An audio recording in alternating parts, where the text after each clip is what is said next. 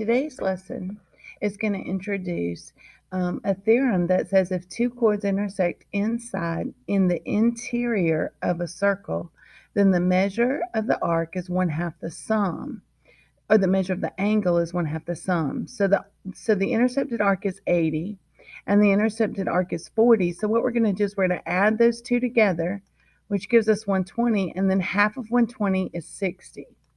So the vertical angles inside the circle are not in the center, create two secants or two chords. It's important to note that the angle is inside the circle, so you add this one plus this one divided by 2 gives you the angle inside the circle.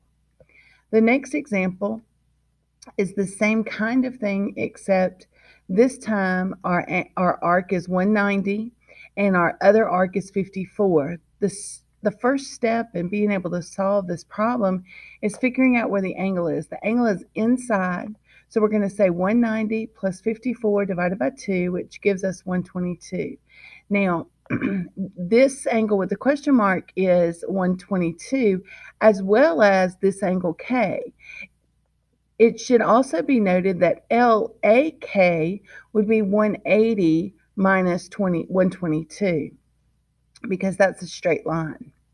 The second example, the second theorem, if a tangent and a secant, two tangents or two secants intersect in the exterior, the outside of the circle, what you're going to do is you're going to take the intercepted arcs, what's highlighted in yellow here, but you're not going to add, you're going to subtract the two arcs and divide by 2. So for the first example, you add because the angle is inside the circle. For the second example, you're going to subtract the arcs because the angle is outside the circle. So for this one, the intercepted arc is 155. The other intercepted arc is 73. So 155 minus 73 divided by 2 is going to give you angle DFG, or angle F. Remember, if the angle is outside the circle, you subtract the arcs.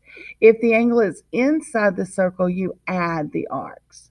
And then another example here, it's the same kind of thing, but this time we're actually told the angle. So what we're going to do is we're going to set up our equation like the theorem says.